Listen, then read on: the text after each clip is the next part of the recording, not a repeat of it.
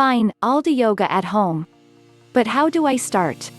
Let's talk about doing yoga at home. I don't know about you, but for me the sheltering in place and social distancing we're practicing because of the coronavirus pandemic makes me feel like we've dropped into an alternate reality.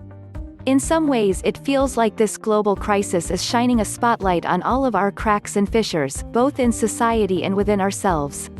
But the general chaos of the world is why, to me, this whole situation is kind of an ideal time to begin a yoga practice, because it might just help you find the inner balance required to survive this era of upheaval. Yoga helps us find balance and chill within ourselves when those qualities are in short supply in our environments. Plus, it can be adapted for every body type and lifestyle. And you don't need to buy special clothes or even leave your house. Plus, if other fitness practices, like running or at-home workouts, are saving your quarantine life, yoga will be an invaluable accompaniment to the good vibes they're already bestowing. If you regularly went out to yoga classes before the pandemic, a home yoga practice is a must because it will help you sustain a yoga practice long-term. I'm actually a proponent of having a home practice in general, because otherwise it can be all too easy to rely on one specific teacher, studio, or philosophy to hold down your practice. And when that happens, if something changes in your life, perhaps like a global pandemic requiring mass shelter-at-home rules mandated by the state, it becomes much easier to let your yoga practice slide to the back burner. But the practice of doing yoga at home can rock and shift with the curvatures of your lifestyle no matter what's going on. Here's how to get started, whether you're brand new to yoga or have been practicing in classes and studios. 1. Start with 5 minutes, 5 poses, or 5 counts of breath work. There's no minimum required duration for practicing yoga, and every breath counts. Particularly if you're feeling nervous about getting started, try not to bite off more than you can chew. Instead of making a huge time commitment right off the bat, start by making small, sustainable commitments. You can also start by committing to practicing just one pose and let things grow organically from there. Let your body tell you how much it wants to move. Even if you're used to 45-minute or hour-long workout or yoga classes, there's no need to commit to more than a 20-minute online class, or doing 20 minutes of a longer class, if that's what makes you feel good. As my sis Adrienne Mishler says, find what feels good. 2. Check in on your alignment as you go. If you're new to yoga or new to practicing on your own, it's a good idea to make sure you're getting into positions that are safe. Don't be afraid to rewind or pause an online class so you can take a second look at what your teacher is doing. If you're flowing on your own without an online class, cross-reference your postures with books, websites like Yoga Journal's Pose Library, and YouTube tutorials by teachers like Kino McGregor. If you want to watch your practice in action, you can practice in front of a mirror or even record photos and/or video footage on your phone or camera. I know, it can be kinda weird to watch your body at first, but it's a dope tool for checking alignment. This is how I've refined my own postural alignment for years, and it's the whole reason I started my Instagram account, and it's played a major role in my body love journey. 3. Use stuff around the house as accessories. If you don't have a yoga mat, don't worry about it.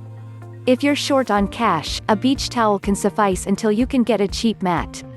If you need extra traction on your cheap mat, throw a towel on top of it. My first yoga mat was my dad's old threadbare Pilates mat, and I made that bad boy work for years. You can make yoga props out of whatever you have handy. For instance, my first yoga block was a Star Wars VHS box set, and my first yoga strap was my dog's leash. Couch cushions are a good stand-in for yoga bolsters if you've got 'em handy. You don't need to buy special clothes, just find something that you can move in comfortably. And if you're at home, don't be afraid to practice naked. 4. If your practice sticks and you want to continue, plan to treat yourself to some accessories or apparel. Although you can make yoga props out of literally anything, the longer you practice, the more you're gonna want to invest in quality products. In my opinion, there's nothing more annoying than falling on my face because I'm sweating my balls off and my yoga mat can't take the pressure. I've accumulated my props over time, and I always look for gear that's more ecologically sound and geared toward diverse bodies.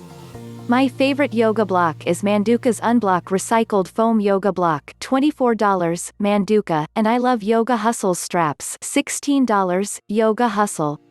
It's kind of an annoying reality, but I do think good yoga mats are generally expensive and bad yoga mats are generally cheap. And if you're fat and/or tall, you might eventually crave a mat that's built to accommodate your size. Personally, I use the Jade Yoga XW Fusion Mat, $180, Jade Yoga, and I can't recommend it highly enough. It's expensive as fuck but worth every penny. 5. Try online classes even if you already have a home yoga practice. Even if you regularly practice yoga and have a knowledge of postures, the whole point of practicing is to turn off your mind, and that can be hard to do if you're constantly mentally sequencing your own flows. As time goes on, you'll build up an internal encyclopedia of yogic knowledge, and organically sequencing postures will start to feel more natural. But even after that day comes, it's helpful to leave the sequencing to online teachers and allow their words to guide you to the teacher within. The experiences of learning from a teacher in a studio and learning from a teacher at home are not all that different.